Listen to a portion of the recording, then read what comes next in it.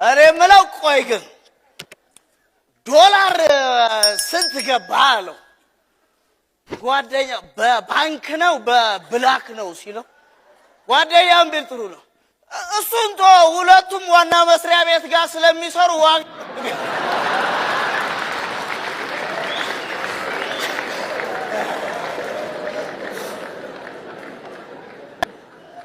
ጓደኛው ያው በብላክ 60 ብር አካባቢ ይላሉ በባንክ 55 ብር አካባቢ መሰለኝ ሲለው ድንግጥ ብሎ በቃ ብራችን እንዲቀለለ ማለት ነው።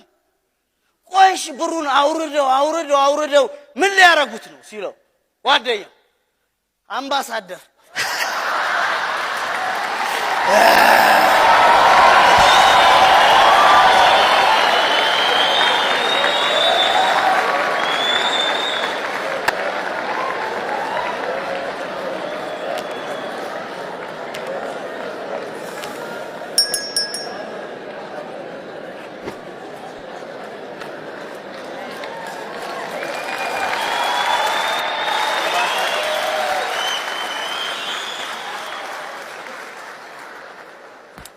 አንድ ምክር ልምከርህ እንደ ወረቀቱ 1 ብር ከመረሳት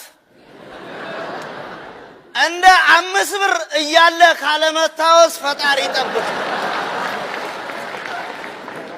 አንድ የዘፈን ግጥም የሚጽፍ ልጅ በድንገት ጥፍት አለበት።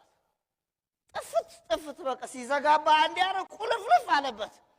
አረብ ግጥም ቀርቶ አንድ ሐረግ እንደዚህ ማገናኘት አቃተው። መካሪ ያገኘው ብሎ ማንን ቢያማክር ጥሩ ነው? መንፈስሻ እናቴ መንፈስሻ እኮ ህይወቱ ራሱ ተተብትቦ ውሉ ጠፍቶ መረብ የሆነበት ሰውዬ ነው። አረ እንደዚህ ወኩኝ ግጥም መጻፍ አልቻልኩም ለዘፈን ምን ላድርግ አለው። መንፈስሻ በጣም ተጨንቆ ተጠቦ አለኝ ያለው ምክር ሰጠው። ያው ምን ታረጋለህ መሰለ ሐሳብ ተበታትኖ ሊሆን ይችላል። ስለዚህ ጫት ቃምበታል። የፎከስ እንድታረግ ሙድን ይሰበስበዋል አለው። እናቴ ልጁ የዛው ሰዓት ሲበር ሄዶ ገዛልና ታ እስከ ምሽቱ 2 ሰዓት ላይ በው ብሎ ጓደኞቹ ጋር ሄደ። ጎበዝ አልበም ግጥም ጨረስኩ 15 ግጥም ጽፌ ጨረስኩ አላቸው። ኧረ እባክህ እስኪ ያምጣው ብሎ አነበቡት። ሲያነቡት 15ቱም የጥላውን ገሰሰ ዘፈን።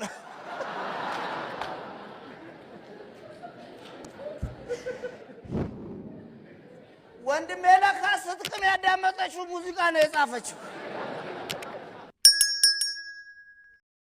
የኑሮ ዩኒቨርሲቲ ይባላል። በዲፓርትመንቶቹ አስረዳለሁ። እነዚህ አንደኛው ዲፓርትመንት እንዴት ነው? 1 ሲደመር 1 እኩል ይሆናል 3። እንዴት? ጡንቻ ሲደመር ስልጣን እኩል ይሆናል እብሪት፣ አምባገነንነትና ምንጩ ያልታወቀ ሀብት።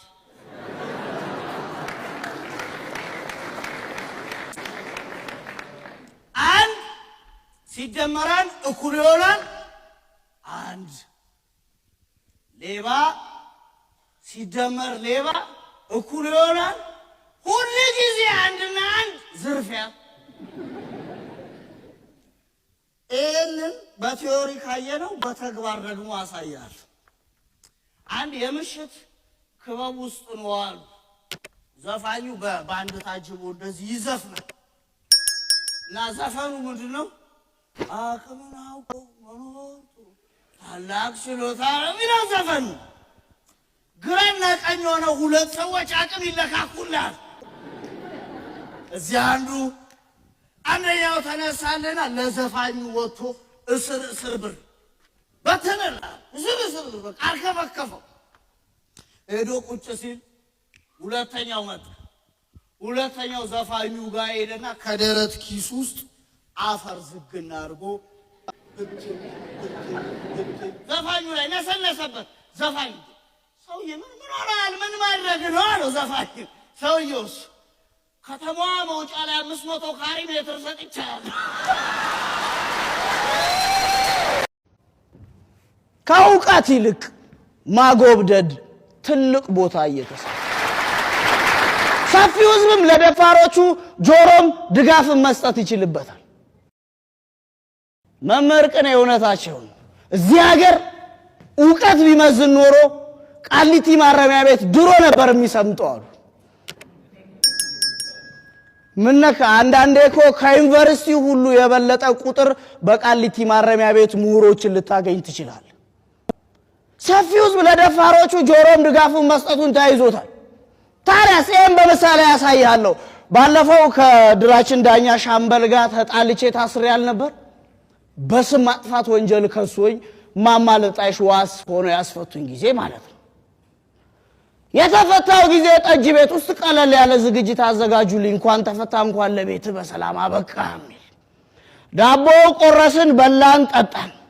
ከዛ በመሃል ማማለጣሽ ሲደስታ አስመላሽ የደስታ ንግግር አድርግ ብለው ወደ መድረክ ጋበዙኝ። እኔም አንዳንድ አካላቶችን ለማመስገን ከሞከርኩ በኋላ የደረሰብኝን የፍትህ መጓደል ካወራው በኋላ በሞቅታ አምልጦኝ ትግሉ ይቀጥላል አልልም። ጠጪው በሙሉ ጠጅ ቤት ውስጥ የነበረው በፉጨትና በጭብጨባ ከጎንህ ነኝ ሲለኝ ድንግጥ አለ። ኧረ ጎበዝ ትግሉ እኮ ከኑሮ ጋር ነው አልኳቸው። የዚህ ሰፈር ሰው እኮ ግራ ግብት ነው። የሚጨብጠው የሚይዘው አሳጥቷል፣ የሚደግፈው የሚቃወመው አጥቷል። ታዲያ እንዴት ሆኖ ነው የጋራ ጉዳይ የሚኖረን ጎበዝ? እነዚህ ደፋሮቹን የሚችላቸው እንደ መንፈስ ያለ ዕውቀት ትልቅ የሥራ ልምድ ያለው ሰው ብቻ። የመንፈስን ጨዋታዎች በተከታታይ ከጠጭ ቤት በስርጭት አስተላልፍልሃለሁ። ቢራ የተወደደ ሰሞን የቀበሌው መዝናኛ ጋር መንፈስሽ አይደላ አጨብጭቦ እስሄዶ እዚህ ጋር ሀገር ሳይረበሽ አንድ ቢራ አስተናጋጁ ያመጣለታል። እሷን ሲጨርስ ይቀጥላል። ጎበዝ ሀገር ሳይበጠበጥ ሌላ ቢራ ይመጣለታል። ሶስተኛ ላይ ጎበዝ መስከረም ሳይደርስ ሀገር ሳይረበሽ ሌላ ቢራ አምጡልኝ ይመጣለታል። አስተናጋጁ መጨረሻ ላይ መጣ። ሂሳቡን ይዞ ሲመጣ የፈራውት ደረሰ፣ ሀገር ተበጠበጠ አለላ። መንፈስሽ ከባድ ሰው እኮ እቺን ጨዋታ እኮ ጠጅ ቤት ሁሉ ይዟት መጥቷል። አንዱ የአዝማሪው ባንጃውን ዘፈን ይሰማና ፓ ፓ ፓ ፓ ፓ አዝማሪው ባንጃ ያለው ድምጽ መሰለ ሲለው መንፈስሽ ቀበል አርጋ ከ97ቱ ይበልጣል።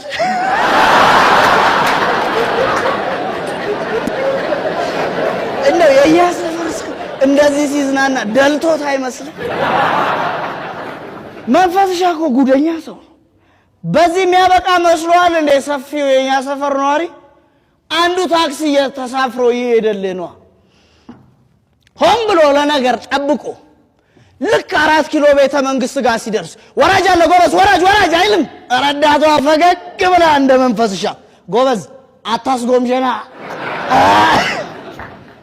ስንቱ መሰለ 4 ኪሎ መውረድ እየፈለገ 6 ኪሎ ጋር ይወረደ። እኔ ምለው ድሮ ያጂልኝ ቀጠሮ ቦታ ምረጪና የሚለው ዘፈን 6 ኪሎ የቲያትር ተማሪዎች ነበር የሚዘፍኑት። አሁን ከመቼው ቤተ መንግስት ጋር ደረሰ? እዚህ አካባቢ እኮ ከባድ ጨዋታ እኮ መንፈስሽ አለቃለች። ባለፈው በቴሌቪዥን ያየን ምን አለ? በነገራችን ላይ ደስታለኝ ስለው የቤተ መንግስቱ የራት እልፍኝ ለሰርግ ይከራያል አለ። እንዴት ስለው ያው ችግሩ ስትፋታ ባንቀስ 39 ነው የሚረቅልህ አለ። የተባይ መገናኛ ብዙሃን የሚሉትን አሰማምን። ቷን ባለበት ቤት በረሮ ተስፋ አይኖረው ይጠፋል ይሏል። በረሮ ቷን ይጠፋል ብለህ በረሮውን አይደለም በሌሊት በአልጋ ዙሪያ መክበብ ቀርቶ በጠራራ ፀሐይ ማዕድህ ላይ እኩል ይሰፍራል። ያኔ የሚደርስልህን ታገኛለህ።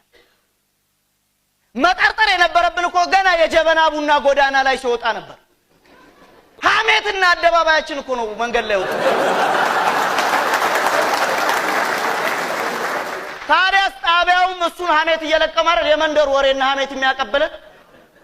ደሞ እኮ የኖረ የረጅም ጊዜ የሐሜት ታሪካችንን የማይወክል ሐሜት እኮ ነው የሚያቀርቡልን። ካማ አይቀር እንደኛ ሰፈር ሰው ማማት ነው። የኛ ሰፈር ሰው ምን ብሎ እንደሚያማት ታውቃለህ? እኚህ የጤና ሚኒስትሩ በጣም ጎበዝ ዶክተር ናቸው ምናምን ይላል። እንዴት ስትል እንዴ የሥራ መልቀቂያ ያስገቡት ከኮሮና ቀድመው ነው ይላል።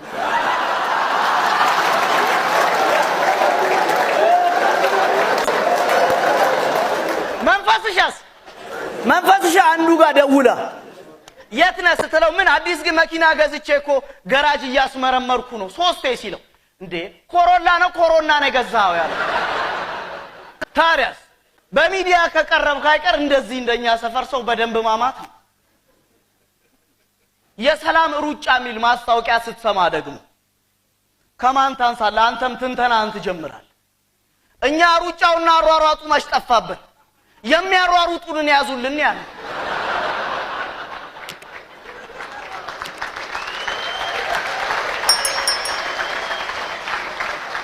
ታዲያ ሌባውን ሳትይዝ የሌባ ልጅ የሚለውን ፊልም ብትሰራ ምን ዋጋ? ካማ አይቀር እንደዚህ እንደኛ ሰፈር ሰው ማማት ነው። የባህል መስሪያ ቤቱም እኮ ሊቆጣጠር ግድ ይሏል።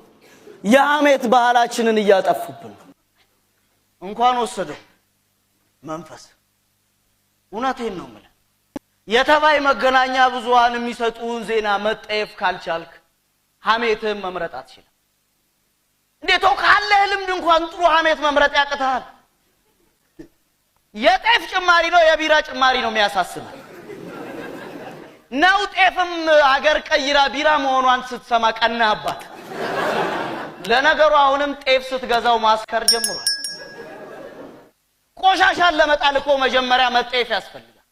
አንዳንድ ሰው ደግሞ አለ መጤፍ የማይችል ታቅፏቸው ቢኖር አንዱ ነው ከቤቱ እያወጣ ደጁ ላይ ቆሻሻውን ይከምርላል። ከቤቱ እያወጣ ቆሻሻውን ይከምርላል። የሰፈር ሰው ምን ቢሉ ጥሩ ነው? ቆልል ሰውየው መጥቶ የሚያጸዳል መስሏል።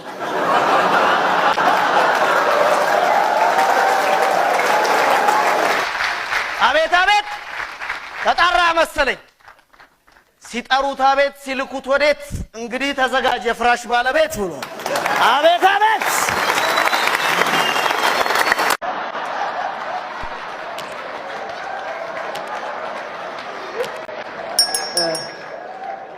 የዚህ ሰፈር ትክክለኛ የኑሯችንን ምሳሌ የሚያሳይ አንድ የዚህ ሰፈር ገጠመኛል። አንዱ ድራፍቱን ቀምቅሞልህ ማታ በጨለማ ሲሄድ ደንብ አስከባሪዎች ያገኙታል። ቁም ምናምን ብለው ኪሱን ሲፈትሹት ምንም የለውም፣ የተለቀቀ ቤት በለው። በእልህ ስብርብር አድርገው መሬት ላይ አነጠፉትና ከዚህ በኋላ ሁለተኛ ብታመሽ ብሎ አንዱ ታጣቂ ዱላውን ሲሰነዝር ሰካራሙ ከታች አይኑን አይጨፍንም። ታጣቂው ምን ቢል ጥሩ ጭራሽ ትመክታለህ?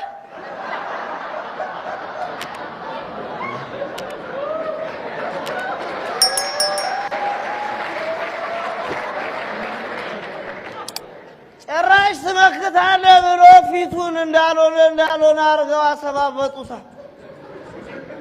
ሲጥልብህ አንድ ያርግ በል መታወቂያ ናውጣሉት። እንዴት ብሎ እንዲገለጥ አድርጎ ሰጣቸው። ውሰዱ። ታጣቂው ፎቶን እያየ ሰውየውን ሲያመሳስለው መታወቂያው ላይ ያለው የሰውየው ምስልና ከዱላው በኋላ ያለው የፊቱ ገጽታ አይገናኝም። ደንብ አስከባሪው ድጋሚ ሌላ ወንጀል የሰው መታወቂያ ይዘህ ነው የምትዞረው?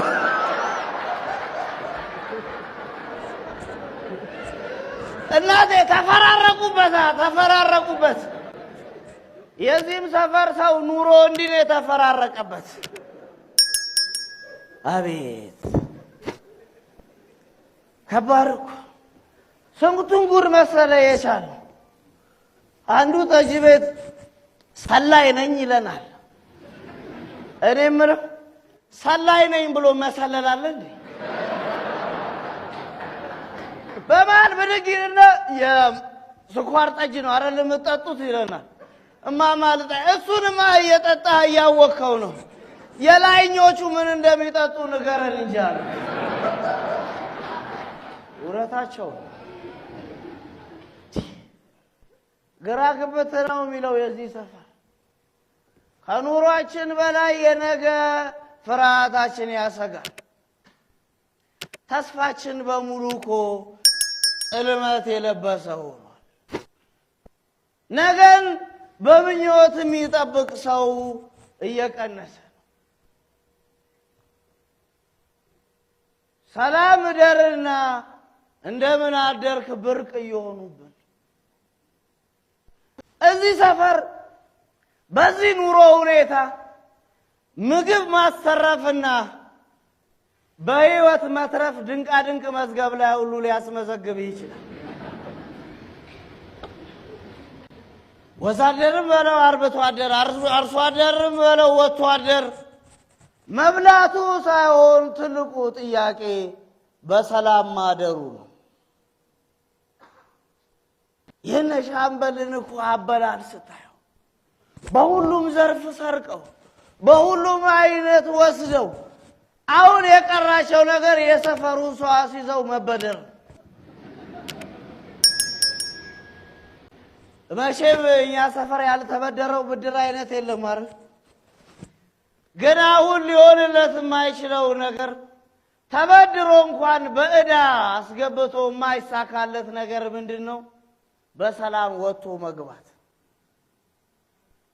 በሰላም ወጥቶ መግባት ለዚህ ሰፈር ሰው ኑሮን እንደማሸነፍ ከባድ ሆኖበታል። ክፋታችንና ጭካኔያችንን እኮ በማይዳሰስ ቅርስ ዘርፍ ካላስመዘገብን ብለን ተያይዘናል። ማፈግፈግ፣ መሯሯጥ፣ ሽሽት የሁል ጊዜ ጉዟችን ሆኗል። እውነታቸው ነው። መምህር ቅኔ መንገድ ዳር ቁጭ ብሎ አንድ ተማሪያቸው ይመጣና ይጠይቃቸዋል። ምሎት መምህር ቅኔ ይሄ መኪና ምንድነው የሚዞረው አሏቸው። ባለፈው የሎተሪ አሸናፊ የጠፋ ጊዜ ሽልማቱ በከተማው እየዞራል ነበር። የሱ ጊዜ እኮ መምህር ቅኔም ይሄ የምታየው ትልቁ መኪና አንደኛ ዕጣ ነው፣ ይሄ መለሰኛ ሁለተኛ ዕጣ ነው፣ ይሄ ያሉ እስከ አምስተኛ ዕጣ ዘረዘሩ። አንዱ ከ12 ዓመት በኋላ ፍርድ ቤት ሄዶ ጎረቤቱን ይከሷል። የክስ ምክንያት ምንድነው ሲባል የዛሬ 12 ዓመት አውራሪስ ብሎ ሰድቦኛል። ዳኛው ፈገግ አሉ። ጎበዝ ከ12 ዓመት በኋላ ታዲያ ስድቡ ለምን ትዝ አለ ሲባል ዛሬ አይደል እንዴ አውራሪስ ምን እንደሚመስል ያየው። አንዳንዱ ደግሞ አለ እንዴት ኑሯችን እንደሚያከብድብን ላሳየ። ምግብ ቤቱ በር ላይ በትልቁ እገሌ ሽሮ ቤት ይልና ከስር ከሰኞ እስከ ሰኞ አለ ይላል። አረ ጎበዝ እና ሽሮ ሸጣ ሮብና ዓርብ ልዘጋ ነው? ምን ነው ለአንዳንድ ነገሮች እኮ የማይገባውን ስምና ስያሜ ሰጠን እኮ ነው የምናከብዳቸው። ሸክሙ ትከሻዎቻችንን አዛለው እኮ ጎበዝ። ሁሉንም ነገር እኮ በቅጡ ሲሆን ነው። የዚህ ሰፈር መለዋወጥ ከበደ። ሻምበል አሁን እንኳን በዚህ ዓለም በተጨነቀበት ጊዜ የትላንት ግፉንና ክፋቱን መቶ አልፈለገም። የሱ ቢጤ ጥርስ ካወጡ ነጋዴዎች ላይ በ4 እጥፍ የገዛውን የአፍ መሸፈኛ በቀለምና በቅርጽ እየለዋወጠ እያደረገ ለሰፊው ሕዝብ ጤንነቱን መጠበቂያ ተብሎ የመጣውን ሳብሎንና ሳሙና ስቶር ቆየት አድርጉት፣ ሲጠፋ ሊወደድ ስለሚችል በጥሩ ዋጋ እናተርፈዋለን ይላል። መትረፍን በምን እርግጠኛ ሆነ ነው የምታተርፈው ጎበዝ? በአፍ መሸፈኛ በእጅ ጓንት አልኮል በመቀባት ብቻ ከበሽታው ብትተርፍም ባወራሃት በእጅ በሰራሃት በአይን ባያሃት ግፍ የትም ወድቀ ትቀራል። የትም ምን የወራስ ቤዛህን ስለገዛ የምትተርፍ መስሏል? በገንዘብ ብቻ የምትድን? እኔ ልንገር በኢትዮጵያ ብር ምንም መግዛት አትችልም። የኢትዮጵያ ብር ከሆነ ራሱ ሊሆን የሚችለው የአንገት ሐብል ብቻ ነው። ኮር ለማያልፍ አስቤዛ፣ ከዓመት ለማይጎል ጎተራ፣ ከለት ለማያልፍ ጉርፍ መጨካከናችን ለምንድነው? ጎበዝ መስጠት አትችል። እንዴት መቀማትህን መተው ያቀታል? ማጉረሱን አትወቅበት። እንዴት በቃይ ማለት ይጠፋል? ጎበዝ ሻምበል እዛው ከሱ ቤት ርቀት ላይ የሚገኙ 100 ሜትር ርቀት ሳይሄዱ 2 ህፃናት ልጆች ቁጭ ብለዋል። የጎዳና ተዳዳሪዎች ልክ ባጠገባቸው ሳልፍ ከሆቴል ያመጡትን ትራፊ በፌስታል እየበሉ እኛውን በኮሮና እንሞታለን ሲል አንደኛው ከሞተ ምን ሙታ ነፍሴ ፈታ ብለሽ ባክሽ ፈውሷን ቢባባላሉ። 2 አንድ ፍሬ ጨቅላ ልጆች ናቸው። ባጠገባቸው ሳልፍ ጋሼ 5 ብር ስጡ ነው አሉኝ። እንደ እርጉዝ ሴት ነው ሆዴ የተላወሰው። ምሳቸውን የበላሁባቸው ያህል ነው የተሰማኝ። አጦለወለኝ። ሳቅ ጉሮሮዬ ድረስ መጣ። እንባንባ ነው ያለኝ። ከዛ ላጥ ብዬ ወደ ኪሴ ገባሁ። አቤት የተሰማኝ ደስታ! ለወገኔ ደርሼለታለሁ። ስከር ስከር አለኝ ተዛነፍ ተዛነፍ ካሰመሩት መስመር ከልካቸው ለፍ አላዝማሪው ባንጃው። መቼም የዚህ ሰፈር ሰው ቀልኮ አይጠገብም። ጉደኛ ነው። አሁን እየመጣው ታክሲ ውስጥ ሹፌሩ እያዋራኝ ነው። ኮሮና ጠፋ አይደል ይለኛል። ቤንዚን አረከው እንዴ? ጠፋ መጣ ሲል መብራት አይመስልም። እዚህ ሰፈር እንዲህ በቀላሉ የሚጠፋው መላቀጣችን ብቻ ነው። ሁሉም ነገር ተቀየረ አይደለ በፍጥነት። ሰላምታችን ሁሉ አንገት መድፋት ሆነ። ለነገሩ ገና ቆየን እኮ አንገት መድፋት ከጀመረ። ሁሉንም ነገር በአንዴ ግልብጥብጥ አድርገን ወደ ጨዋታ እንቀይረው። አስቸጋሪ ሰፈር እኮ። ማስክ ስሙ ያፍ መለጎሚያ ነው ይለኛል። እስከ ዛሬ ያልተለጎመ አይመስልም። ጉደኛ ሰፈር ነው። ሁሉንም ቁም ነገር ወደ ጨዋታ ቀይሮት ቁጭ ብሏል። ኮሮና ከማያጠቃቸው መካከል ጥቀስ ሲባል ስብሰባና ሰልፍ አለ።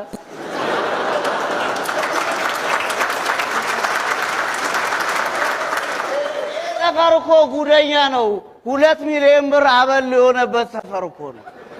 እናቴ የኛ ሰፈር ሰዎች እኮ ባቡሩ ጋር ሄደው በ2 ብር ትኬት ሲሰጣቸው ቆሞ ምን ነው ይባላሉ?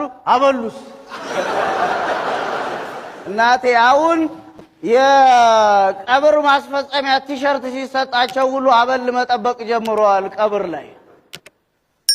መቼም እኛ በሽታውም ሁሉም ነገር ባለውለታችን አይደለም። ይሄ በሽታ ራሱ እኮ ባለውለታችን ነው። ቤተሰብ አሰባሰበ፣ ባልና ሚስት አስተዋወቀ። ሚስቶችም እኮ ልጅ ወለዱ። ምን ነክቶ ነው? እንኳን ሚስቶች ከተማዋ ራሱ ክፍለ ከተማ ወልዳ የለ እንዴ?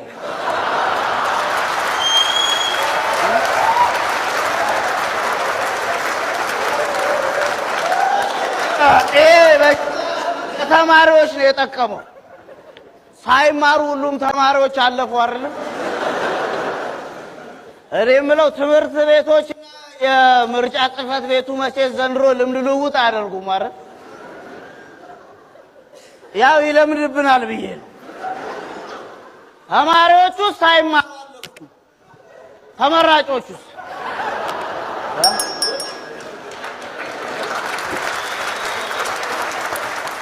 እዛ ሰፈር የምርጫ ውጤታቸው ስንት ሆነ? 98%። ለነገሩ እነሱ እኮ 97 እና 98 ይቀናቸዋል። ምነካ ገደኛ ቁጥራቸው እኮ ነው። ለነገሩ እዚህ ሰፈር የምርጫ ብዙ መስከረም 30ዎችን ከኛ ጋር ይባላል። ጨዋታው ደራ ለዘፋኙ እውነቱን እኮ ነው። ሁሉንም ነገር በፍጥነት ላፍ ላፍ ላፍ ላፍ አረግናት አይደለም? መፈነቃቀሉንም መገዳደሉንም መበሻሸቁንም መተሳሰሩንም ላፍ ላፍ አረጎስ። ምንድነው ሰፊውን ህዝብ እንደዚህ በአጀንዳ ማስጨነቅ? ትንፋሽ ስጡን እንጂ ወይ ሐዘናችንን ወይ ደስታችንን እናጣጥምበት።